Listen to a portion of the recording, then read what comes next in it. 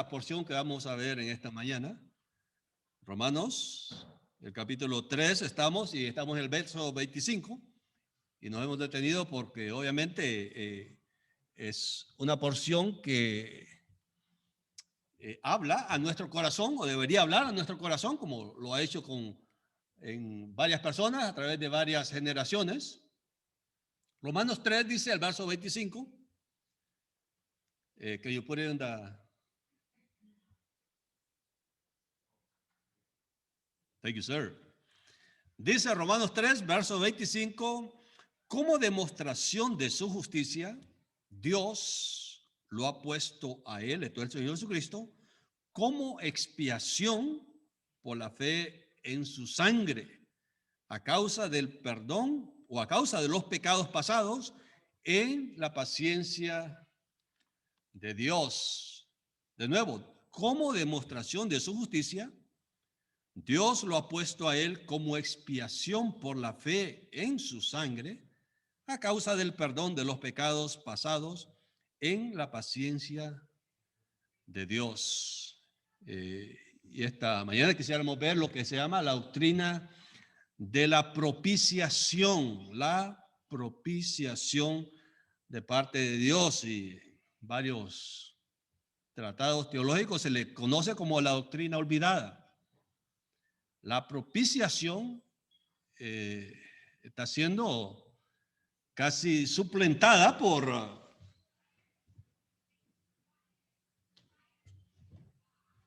o sea, los términos han perdido valor. Sabemos la evolución de los lenguajes y es una palabra que casi no se está usando en la actualidad, y por eso quisiéramos detenernos en ello para que obviamente poder ver lo que el Señor tiene para nosotros. Y obviamente las porciones de aquí Romanos hablan de este proceso que hace que este término sea relevante. Propiciar significa mirar o tomar a algo que no tiene valor y darle valor. Y obviamente eso es lo que Dios, a través de la obra de Cristo, ha hecho con nosotros. Dios ha sido propicio con nosotros, no tomando nuestra naturaleza, sino al contrario, pasando por alto nuestra naturaleza, ha vertido valor en nosotros por su gracia.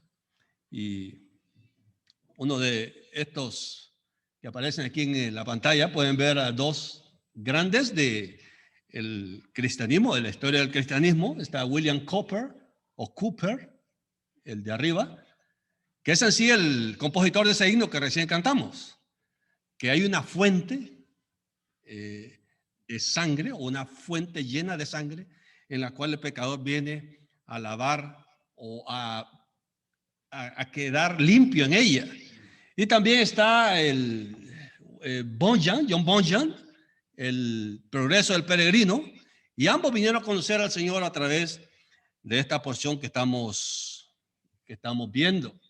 Bien, William Cowper, en muchas de sus expresiones, hay una de estas que es muy singular. Dice, muchos hombres pueden pasar por alto la compasión desde el corazón, pero Dios nunca lo hace.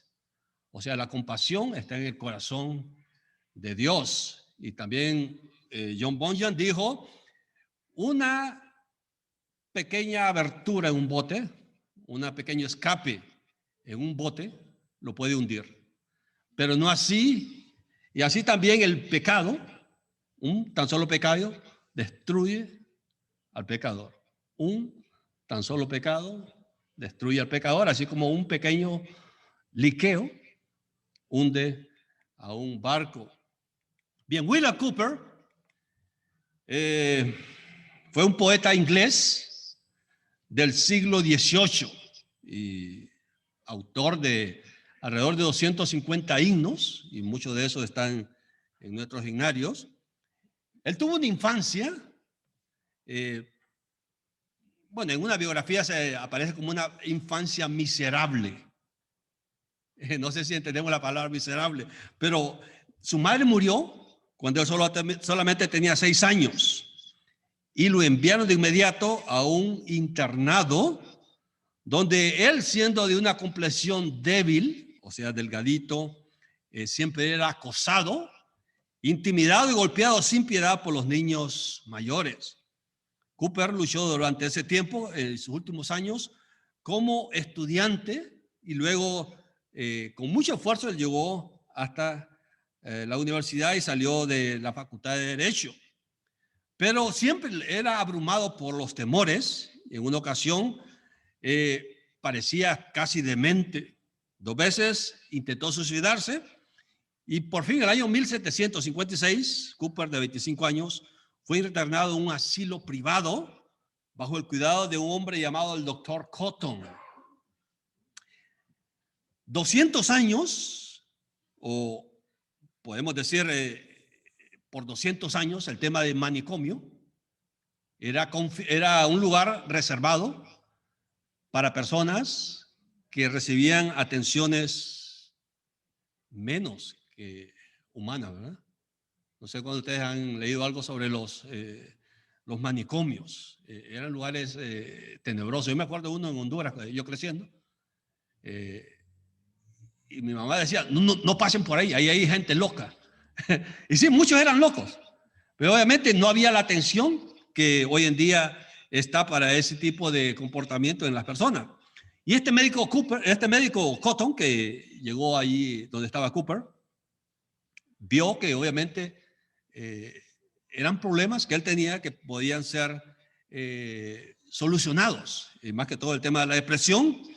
Y obviamente él comenzó a trabajar con él hasta que él vino a entender, obviamente, y ver la obra de Cristo como el único medio por el cual él podía ser liberado.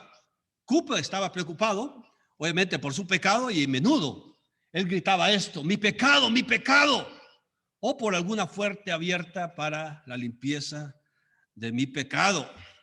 Y obviamente, al ver que en Cristo podía haber esa fuente, entonces, bajo el cuidado gentil de este médico, descubrió esta fuente, lavando obviamente así su pecado. Así que Cooper mismo lo cuenta y él dice esto: el periodo feliz que había de quitarme las cadenas y darme una apertura clara de la misericordia gratuita de Dios en Cristo Jesús había llegado ahora. Ahora me arrojé a una silla cerca de la ventana y al ver una Biblia allí me aventuré una vez más para recurrir a ella y buscar el consuelo e introducción y ver lo que el maestro o el doctor me decía. Los primeros versículos que vi estaban en el 3er capítulo de Romanos: siendo justificados gratuitamente por su gracia, mediante la redención que es en Cristo Jesús, a quien Dios puso por propiciación por la fe en su sangre para manifestar su justicia. Inmediatamente recibí fuerza para creer, resplandecieron sobre mí los rayos plenos del sol de justicia, vi la suficiencia de la expiación que había hecho, mi perdón en su sangre y la plenitud y perfección de su justificación. En un momento creí y recibí el evangelio.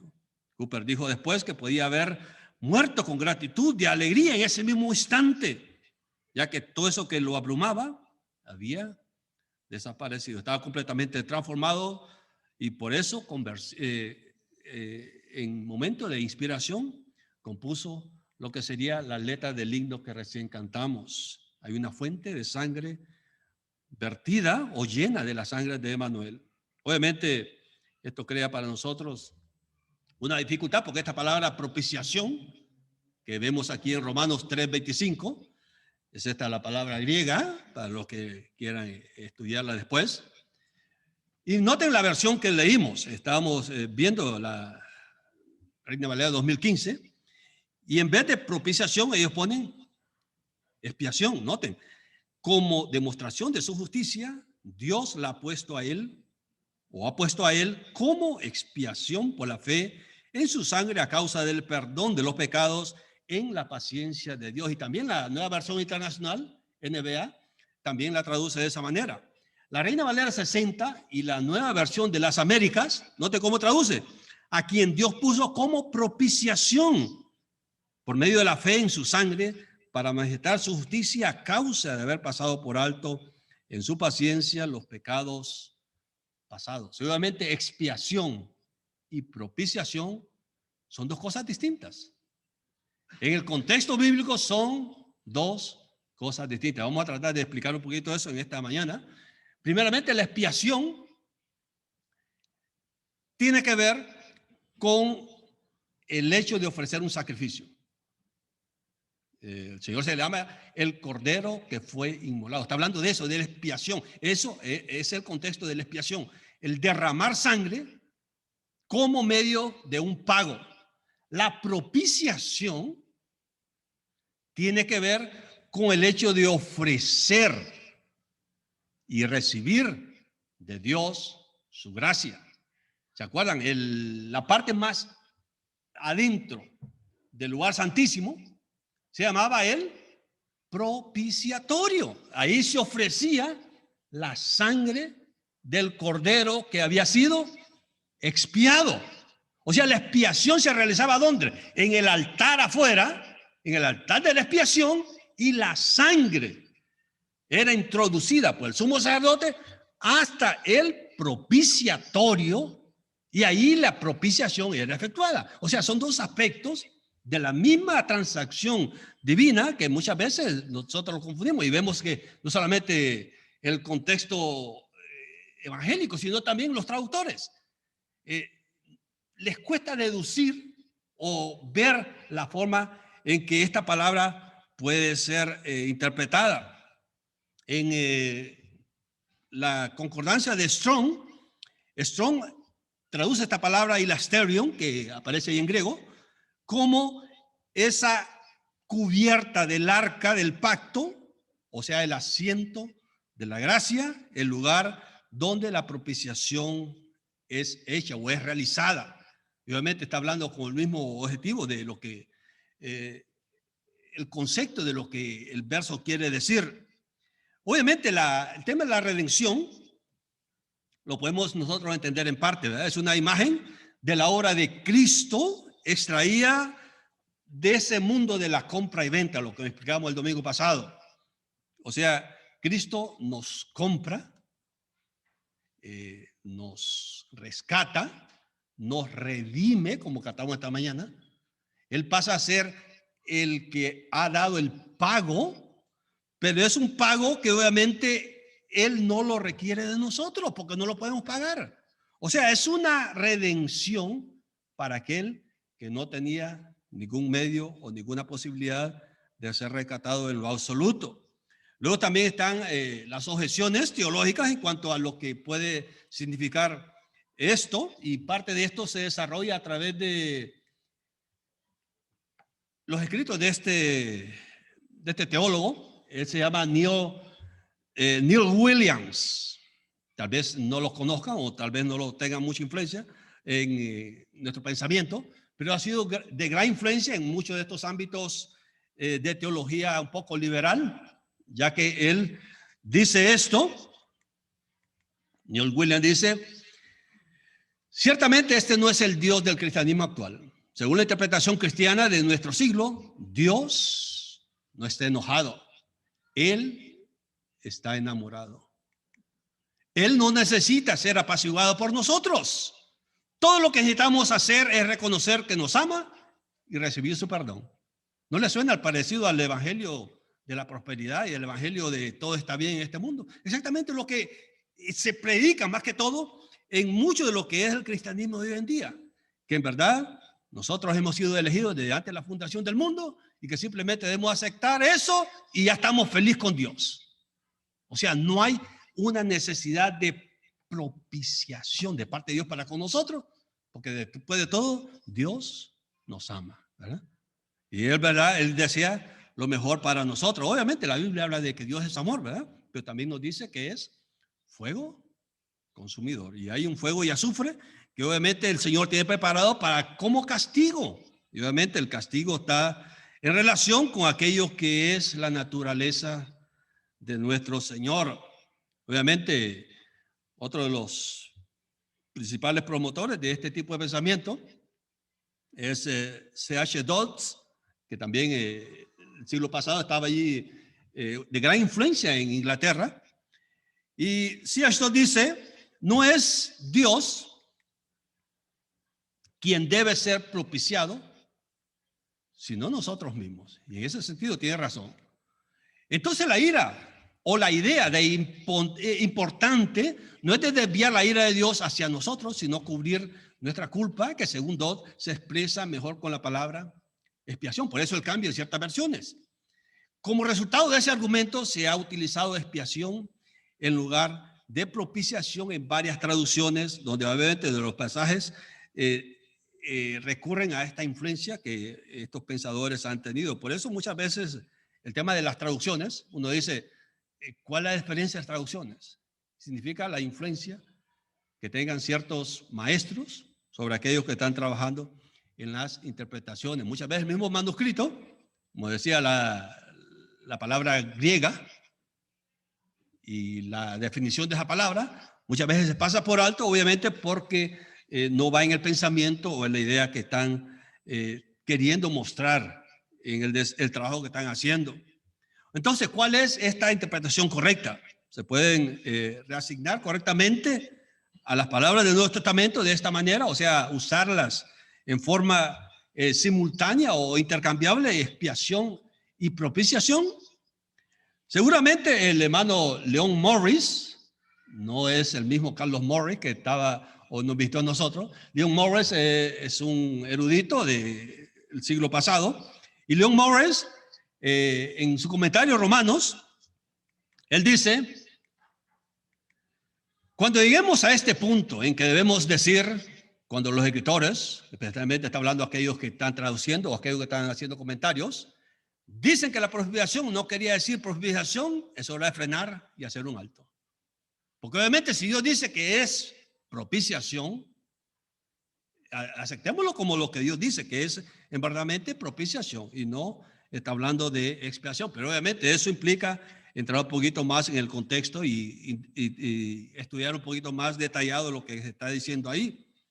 Y obviamente cualquiera que hayamos estudiado Romanos, sabemos que en este punto hay que recurrir a la idea y la audiencia que tenía el apóstol Pablo cuando él está escribiendo. Notemos que Roma era caracterizado por ser la sede de los mayores pensadores de su tiempo y muchos de las decisiones legales surgían de Roma. Es como hoy, la mayoría de las decisiones que afectan al país vienen de Washington, ¿no? Y muchas veces los que son elegidos para representar al pueblo o representar a cada ciudad en Washington son personas que muchas veces uno ni siquiera conoce, ¿verdad? Ni sabe lo que ellos creen, ni lo que ellos piensan. Pero están ahí tomando y haciendo leyes que van a afectar no solamente los que lo eligieron a ellos, sino por generaciones que vengan detrás de ellos. John Murray, en su comentario a los Romanos, dice, en lugar de tropezar con este concepto, debemos anticipar que la categoría precisa, adecuada a la necesidad y responsabilidad creada por la ira de Dios se alistaría para describir o definir la provisión de la gracia de Dios. Resumiéndolo en un lenguaje más sencillo, sería de esta manera. Según la necesidad, así la provisión. ¿Cuál era la necesidad del hombre? Una necesidad extrema. ¿Cuál fue la provisión? Una provisión infinita. O sea, la gracia de Dios manifestada no solamente en la expiación, sino también en la propiciación de Dios para cada uno de nosotros. Y en esto Dodd tiene razón al distinguir esta idea de la expiación, porque obviamente el contexto donde Pablo está escribiendo es un contexto pagano. La Roma del primer siglo, la Grecia del primer siglo, eran paganos. El concepto de expiación era algo que continuamente estaba en la mente de ellos con el objetivo de calmar o de apaciguar o de calmar la ira de sus deidades. Continuamente, eso era lo que estaba en la mente de aquellos que venían a adorar a sus dioses. Y obviamente ese es el contraste que el apóstol Pablo está tratando de corregir, no solamente en nuestra mente, sino también en la mente de estos hermanos, a los cuales él no había visto todavía, ya que Romanos fue escrito antes de la visita de Pablo allí a Roma. Y obviamente aquí hay dos puntos para nosotros recordar en cuanto a lo que Pablo está diciendo. Primero, aunque la ira de Dios no es como la ira caprichosa de las deidades paganas, su ira es, sin embargo, una verdadera ira contra el pecado. Y es esta ira verdadera y apropiada la que debe ser tratada. O sea, le está diciendo que no debemos ignorar la ira de Dios. Dios, obviamente, está indignado con el pecado y está tan indignado que tuvo que enviar a su hijo para tratar con el pecado. Y obviamente eso nos muestra la seriedad que Dios toma las transgresiones, lo serio que él toma, el punto de vista que uno pueda tener o no pueda tener acerca de su presencia. Podemos sentir, debido a nuestros prejuicios, que la ira de Dios y el amor de Dios son incompatibles, o sea, algo que no pueden estar juntos. Pero obviamente la Biblia enseña que Dios es un Dios de amor, pero un Dios también celoso, un Dios que obviamente tiene esa ira santa, la cual de verdad no puede ser calmada por nada que haya en la naturaleza humana o en la naturaleza nuestra. En realidad, la ira de Dios es un elemento grande, un elemento esencial en la naturaleza del carácter santo de Dios. Parte de lo que es la ira de Dios es un atributo de Dios. O sea, algo que es esencial en la naturaleza de Dios, su ira. Así como el amor, la gracia, la misericordia, la paciencia, también es su ira. Continuamente la Biblia nos dice que Dios aborrece el pecado. Dios odia el pecado y obviamente Él debe castigarlo. La ira de Dios se revela en la Biblia desde los primeros capítulos de Génesis, como estamos viendo los viernes. Y obviamente registra el castigo de Dios por causa del pecado, lo que vamos a ver después cuando lleguemos allí a Génesis capítulo 6. Segundo, aunque la propiciación significa hacer a un lado la ira de Dios, ese después es un significado de propiciación, en el marco bíblico nunca se trata de meros seres humanos apaciguando la ira divina. Nunca se trata del hombre, cuando se menciona o se tiene en mente la propiciación, como un resultado de la obra humana. Nunca se aplica en ese contexto. Siempre es Dios mismo satisfaciendo su ira mediante la muerte de su propio Hijo, el Señor Jesús. O sea, cuando miremos la palabra propiciación, tengamos en mente que es Cristo el que está en contexto cuando habla de propiciación.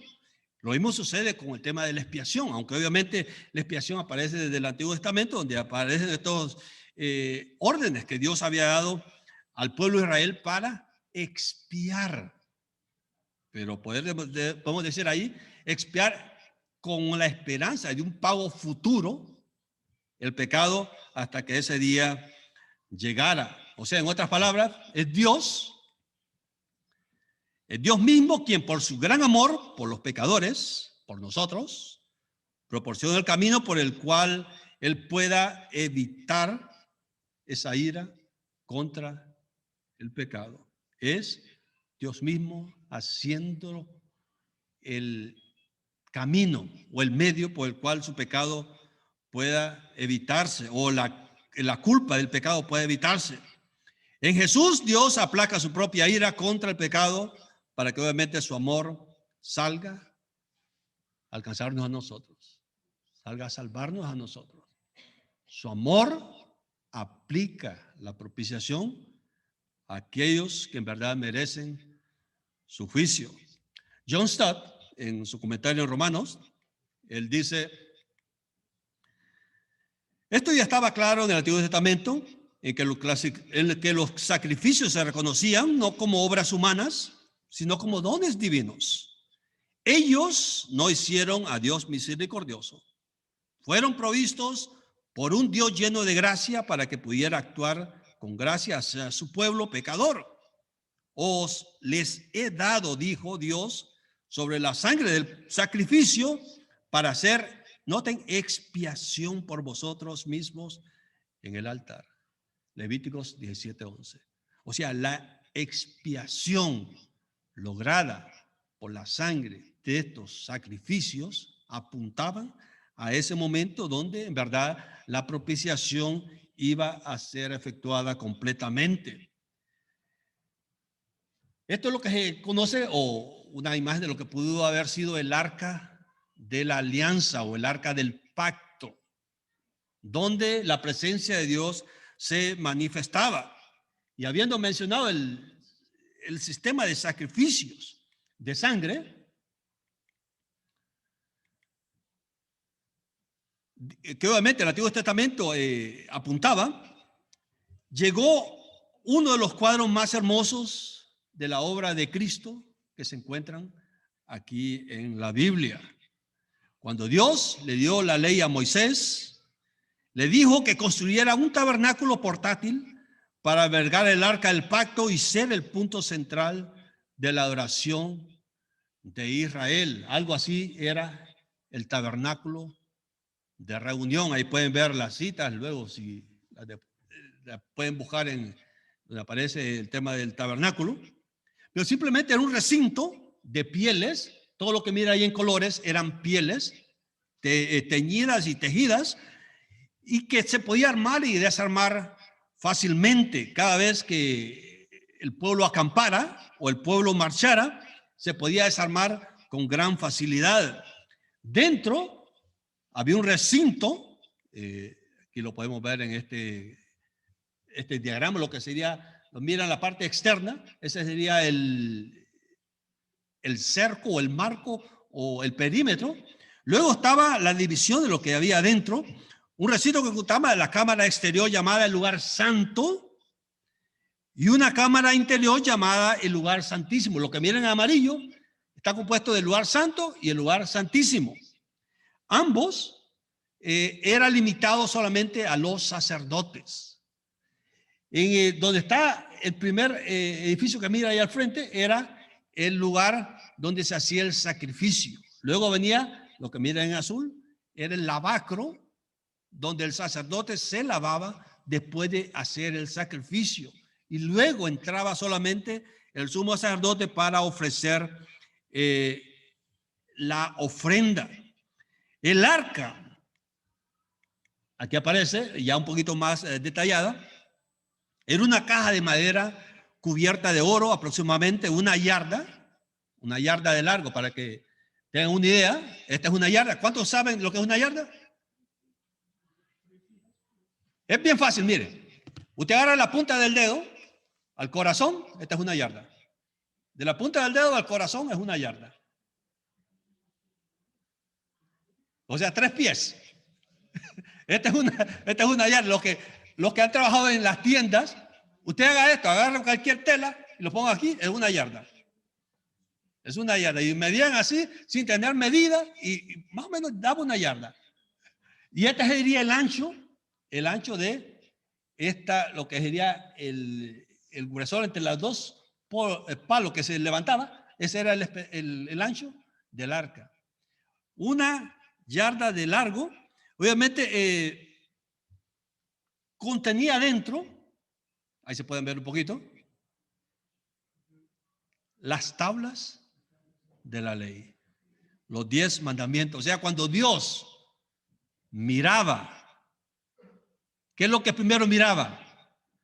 Miraba su ley perfecta que había sido quebrantada por todo el pueblo. Obviamente, la sangre que el sumo sacerdote venía y ofrecía era para que Dios fuese propicio por aquellos que habían quebrantado sus mandamientos. Obviamente, y también le recordaba a Dios la provisión que él había dado para el pueblo de Israel al ver el maná. ¿Y qué otra cosa miraba?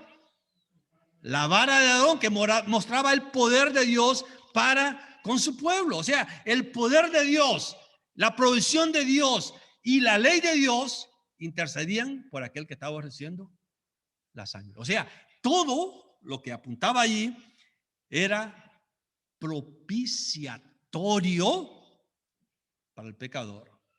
O sea, el arca del testimonio o el arca del pacto hacían que Dios fuese propicio para cada uno de nosotros. O sea, de manera simbólica,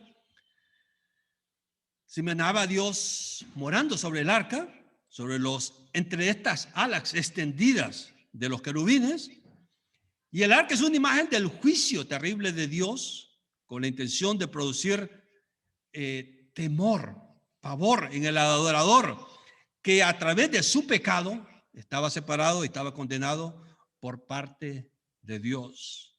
O sea, ¿qué miraba Dios al venir a la tierra y detrás de las alas extendidas de los querubines? Obviamente miraba la ley de Moisés, miraba la provisión suya, miraba su poder obrando para poder alcanzar a una generación, a un pueblo que en verdad no merecía absolutamente nada de ello. Pero aquí es donde obviamente entra el juego este tema de la propiciación. ¿Por qué se llama propiciatorio? ¿Por qué es ese el nombre que Dios puso a este lugar? Una vez al año el sumo sacerdote entraba, ¿verdad? Le era concedido al sumo sacerdote entrar a este lugar donde estaba esta arca. Una vez al año. Y no podía entrar si no estaba preparado primeramente. Primeramente debía ofrecer por sus pecados y luego por los pecados del pueblo. No podía él inventarse normas, no podía él inventarse reglas. La palabra propiciación era una carga en su conducta, en su forma de verse, en su forma de presentarse delante de Dios. Y obviamente, para que Dios fuese propicio a él, debía primeramente hacerse o acercarse a Dios con una expiación, o un cordero expiatorio, o alguien que tomara su culpa, alguien que tomara su lugar. Hay ciertas imágenes que aparecen en el Antiguo Testamento donde habían dos corderos. Y sobre estos corderos se echaba suerte. Y un cordero era suelto y el otro era sacrificado. ¿Por qué un cordero era suelto? Indicando por este tipo de trato que Dios quería hacer con el pecador. El cordero que era suelto representa a aquel pecador que estaba siendo perdonado. El cordero que moría, su sangre pagaba por los pecados de aquel que era puesto en libertad. O sea, el sumo sacerdote entraba. Obviamente estaba vivo porque podía caminar, podía presentarse ante el arca del testimonio. Pero tenía en sus manos la sangre de aquel que había dado su vida para que él pudiera entrar. Obviamente, el cordero que salía al campo o que era liberado, ese es el sumo sacerdote que entraba ante el propiciatorio. O sea, en cierto modo nosotros, queridos, nosotros entramos ante la presencia de Dios. El Nuevo Testamento nos dice que tenemos libre acceso ante el trono de la gracia. Somos ese cordero que ha sido liberado, que ha sido puesto en libertad y que otro cordero tuvo que morir para que nosotros pudiéramos gozar de esa libertad. O sea, Cristo nos ha libertado a nosotros. El sacerdote, el sumo sacerdote, podía entrar porque un cordero ya había sido inmolado en su lugar. Y por eso él venía a ofrecer ese sacrificio de esa manera. Obviamente luego estaba esta sangre, el Nuevo Testamento nos dice que es una sangre preciosa, que no tenía corrupción alguna, contaminación alguna.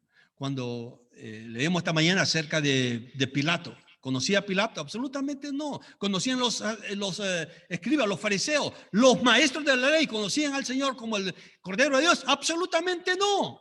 Porque obviamente los ojos estaban velados.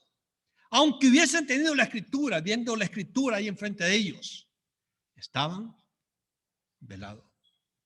¿Se acuerdan? Aún Juan el Bautista, cuando el Señor llega a bautizarse, Juan el Bautista le dice: tú vienes a mí, yo debo ser bautizado por ti. Y el Señor, ¿qué le dice? Es necesario que se cumpla la escritura. El cumplimiento de la escritura, querido, para nosotros obviamente es algo que debe continuamente llamarnos la atención y regocijarnos en ello.